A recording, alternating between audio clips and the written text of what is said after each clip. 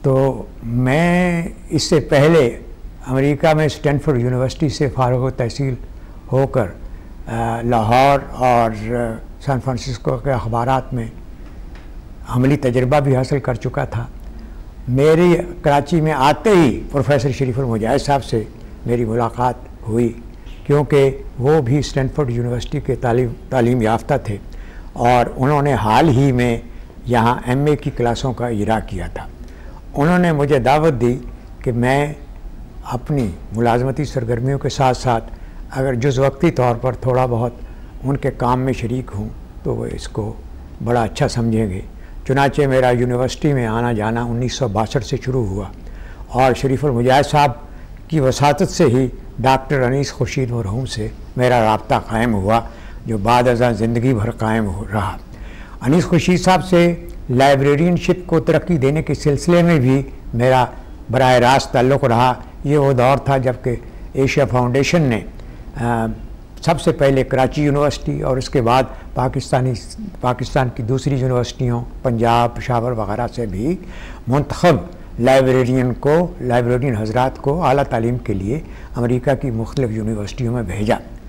अब भी इसी हवाले से अमेरिका गए और उन्होंने पीएचडी की तालीम मुकम्मल करके वापस पाकिस्तान आकर लाइब्रेरियनशिप की तालीम और तरबियत को जो नुमाया मकाम दिलाया है वो सिर्फ उन्हीं का हिस्सा है। हर ऐसे फ़न जिसमें जैसे लाइब्रेरियनशिप या जर्नलिज़म, इसके दो पहलू हमेशा नुमाया होते हैं तरबियत में। एक ये है उसका इल्मी पहलू, क्या सरमाया है, कौन से इल्मी चीज़ें आप अपने शागिर्दों तक पहुँचाएँ। दूसरे जिसको हम कहते हैं स्किल्स, यानी फ़नी महारत, लाइब्रेरी कैसे रखी जाए, किताबों की तरतीब कैसे हो और दीगर जो फ़राइज़ हैं एक लाइब्रेरियन के वो क्या, उनकी कैसे तरबियत दी जाए। तो खुर्शीद साहब इस लिहाज से दोनों जो अहम पहलू हैं लाइब्रेरियनशिप के, उनका एक अमली पैकर थे कि न सिर्फ उन्होंने अपने शागिर्दों को लाइब्रेरियनशिप की जो सहूलतें हैं, ख़िदमात हैं, उनको मगरबी मुल्कों के हम पल्ला बनाने के लिए बुनियादी किरदार अंजाम दिया, बल्कि उसके साथ साथ और बल्कि उससे बढ़कर उन्होंने लाइब्रेरियनशिप को एक इल्मी एजाज़ का पेशा भी बनाया। यानी ख़ुद तहकीक, आला दर्जे की तहकीक करके उन्होंने ये मिसाल कायम कर दी कि लाइब्रेरियनशिप का काम या उसका मनसब वो पुराने तस्वुर पर मबनी नहीं है कि वो महज किताबदार है। लाइब्रेरियन का तर्जुमा आमतौर पर उस ज़माने में ज़्यादातर मोहतमे में कुतुब खाना या किताबदार के तौर पर किया जाता था। उन्होंने इस फ़न की जो फ़नी बारीकियां हैं, इंतज़ाम के जो किताबों की जो उनकी दर्जाबंदी कैसे की जाए और फिर और बहुत से पहलू, तालीम के फ़रोग़ और तरक्की में लाइब्रेरियनशिप का क्या किरदार है और मगरबी मुल्कों में इस फ़न को तरक्की देकर लाइब्रेरी को कैसे, तालीम को कैसे तरक्की दी जा सकती है। और इसी हवाले से यहाँ मुझे याद है एशिया फाउंडेशन में उन्होंने जिसको हम कहते हैं मोबाइल लाइब्रेरीज़, यानी मुतहर्रिक लाइब्रेरियों का कंसेप्ट या तस्वुर है, वो उजागर किया। तो मैं इस एतबार से डॉक्टर खुर्शीद साहब को पाकिस्तान में लाइब्रेरियनशिप के हवाले से सबसे पहला नाम करार दूंगा, क्योंकि किसी से भी अगर आप पूछें कि इस मुल्क में लाइब्रेरियनशिप के प्रोफेशन को मौजूदा जो मुअज़्ज़ज़ मकाम है उस तक पहुँचाने में किसने सबसे बुनियादी किरदार, नुमाया तरीन किरदार अंजाम दिया है, तो बिला वो तामुल डॉक्टर खुर्शीद साहब मरहूम का नाम लेंगे।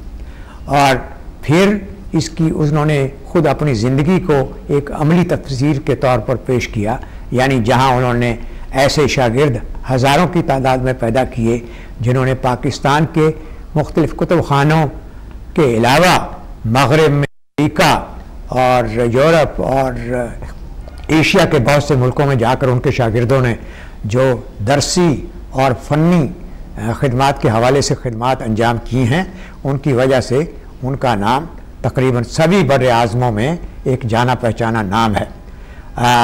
एक उनकी ज़िंदगी का एक ख़ास पहलू जिनकी तरफ आप हज़रात ने भी इशारा किया है, मुझे भी बहुत पसंद लगता है और काबिल सताइश है, वो ये है कि आला तालीम के हुसूल के बाद आम तौर पर हर शख्स को बाहर की मुलाजमतों की पेशकश ज़िंदगी भर आती रहती है। उन्हें भी बेशतर मौक़े पर ऐसी पेशकशें दी गई, लेकिन उन्होंने पाकिस्तान के माहौल में, पाकिस्तान में सारी मुश्किलात के बावजूद रहकर लाइब्रेरियनशिप के इल्म और फ़न को तरक्की देने में ही अपनी ज़िंदगी वक्फ कर दी। और ये उनकी खिदमत का एक ऐसा पहलू है जो हर शोबे में आपको नहीं मिलेगा।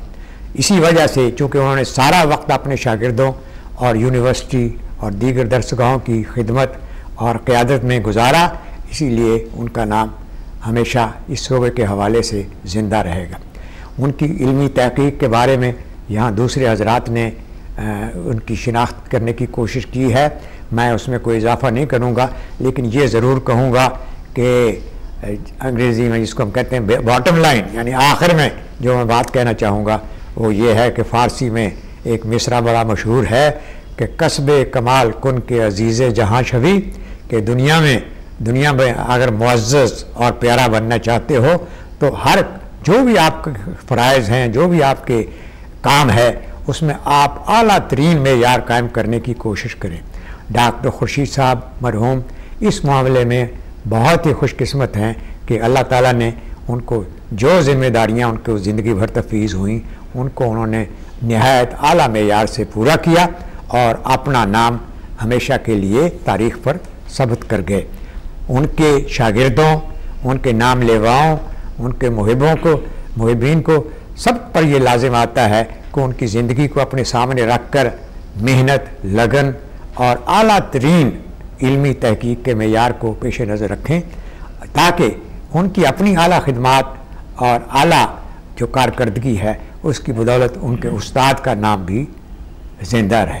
शुक्रिया। अब मैं प्रोफेसर डॉक्टर ज़फ़र सैफ़ी साहब से गुजारिश करूँगा कि कुछ अपने ख़यालात बताएं। डॉक्टर अनीस खुर्शीद साहब का एक कारनामा और भी है जिसमें उन्होंने काफ़ी वक्त सर्फ किया, वो है एक किताब सीपी के मोती। सीपी के मोती वैसे भी अहम है कि सीपी दो मानों में इस्तेमाल हुआ, सेंट्रल प्रोविंस ऑफ इंडिया जहाँ से उनका ताल्लुक़ था, और सीपी में हमेशा मोती होते हैं। उसमें उन तमाम शख्सियात का जिक्र किया गया जिन्होंने इल्म अदब में, तहक़ीक़ में बहुत कारहाय नुमायाँ अंजाम दिए हैं। और इस मौके पर मैं कहना चाहता हूँ कि सबसे दर्शंदा और शानदार सीपी का मोती तो वो ख़ुद थे जिन्होंने इस किताब की तालीफ़ की और इसमें तमाम शख्सियात का तारुफ कराया। जब भी वो एक बाब लिखते थे तो मुझे भेज दिया करते थे, जिसमें उस ज़माने की तमाम तहजीबी रवायात का परतव होते थे। और अब किताब इंशाअल्लाह बहुत जल्द शाये होने वाली है जो उनकी मुख्तलिफ जो कमालात हैं और उनका फ़न तहरीर है उसका एक नुमायाँ नमूना है। बहुत शुक्रिया जनाब प्रोफेसर सैफ़ी साहब। अब मैं जनाब सैयद रियाजुद्दीन साहब से गुजारिश करूँगा। डॉक्टर अनीस खुर्शीद साहब के तसानीफ की अगर इब्तिदा देखी जाए तो बहुत ही लड़कपन से इनको शौक़ था, बल्कि वालिद इनके दादा के जब बच्चे थे वो अपने दादा के कमरे में चले आते थे, वहाँ से किताबें वो उलट पुलट क्या करते थे। बाद जब हुरूफ शनासी शुरू हुई तो फिर उसके बाद किताबों के इतने लालची हो गए कि साहब वो किताबें पढ़ा करते और लाइब्रेरी में भी जनाब उसमें किताबों का सिलसिला, मगर लिखने का सिलसिला इनका बहुत बाद शुरू हुआ है। वो ये है कि यार ये बहुत बाद के माने ये दूर नहीं बल्कि 1944 वगैरह से लिखना शुरू किया। इनका एक मजमून आपसे मिलिया और बाबूजी तो बहुत शोहरत याफ्ता रहा, मगर किताबों का सिलसिला अगर देखा जाए तो इनको ये जनाब आपके इनके पहली किताब यूँ तो यूनेस्को में जो इन्होंने पेपर पेश किया था ये पाकिस्तानी नामों की दर्जा किरला साजी, क्योंकि उस वक्त एक बड़ा मसला बना हुआ था कि किरला साजी किस तरह से की जाए, चूँकि पाकिस्तानी नामों में उसका तो तरीक़ा नहीं था, तो वो उन्होंने उसको लिखा था। फिर उसी किताब की शक्ल में भी यूनिवर्सिटी कराची यूनिवर्सिटी की यहाँ से वो शाये हुई थी और इसी बिना पर आपको बकौल डॉक्टर जलाल हैदर के ये साहब उनको ये स्कॉलरशिप भी मिला था जाने के लिए, MS करने के लिए बाहर की उनकी वो किताब। फिर उसके बाद जो उन्होंने जो थीसिस लिखा इसके मुताल्लिक़ आप नहीं खुर्शीद साहब बखूबी वाकिफ़ हैं तो मैं ख्याल से उसके मुताल्लिक़ कुछ कह सकते हैं, मगर कि वो थीसिस से भी अच्छा खासा तवील थीसिस था और वो यानी वो पाकिस्तानी स्टैंडर्ड्स फॉर पाकिस्तान वगैरह के दूसरे नाम भी और शाबिर ममालिक के, तो वो भी वहाँ पर उनको छप चुका था और फिर दोबारा भी वो हिंदुस्तान में छपा है। इनका जो बहुत बड़ा कंट्रीब्यूशन जहाँ देखा जाए तो ये कि साहब या कायद आज़म की मुतालिक जो बिब्लियाई जिसके डॉक्टर प्रोफेसर बड़े बयान कर चुके हैं, इसके अलावा तो ये जो पब्लिक लाइब्रेरी से जो इन्होंने काम किया है ये बहुत बड़ा काम है जो जनाब इन्होंने उसके मुतालिक वहाँ के तसानीफ में अगर देखा जाए तो 20-25 तसानीफ तो ऐसी हैं जो बाकी बहुत ही इनका नाम है। और इनके कैटलॉग साजी में जो किताबें हो तो पूरे करा पाकिस्तान की यूनिवर्सिटीज़ में वो प्रिस्क्राइब्ड है कटाएंगे इस सिलसिले में। डॉक्टर साहब का तो बड़ा अच्छा कंट्रीब्यूशन है ये किताबों का और इतनी न्यारी किताबें हैं जिसके मुताबिक कहा जा सकता है कि ये नंबर 1 बुक है। बस ये आप शुक्रिया डॉक्टर साहब। बहुत शुक्रिया रियाज साहब। डॉक्टर साहब का जो कंट्रीब्यूशन है मैं समझता हूँ इतना है प्रोफेशन के लिए कि इस वक्त जो लाइब्रेरीशिप की पोजीशन है वो डॉक्टर साहब की मरहून मिन्नत है, क्योंकि डिपार्टमेंट इन्होंने कायम किया, उसके बाद उसमें पहली कंप्यूटर लैब कायम की, उसके अलावा डिपार्टमेंट का जितना डेवलपमेंट हुआ और अल्लाह के फजल से न सिर्फ पाकिस्तान बल्कि एशिया में लाइब्रेरी साइंस डिपार्टमेंट का शुमार बेहतरीन डिपार्टमेंट्स में होता है।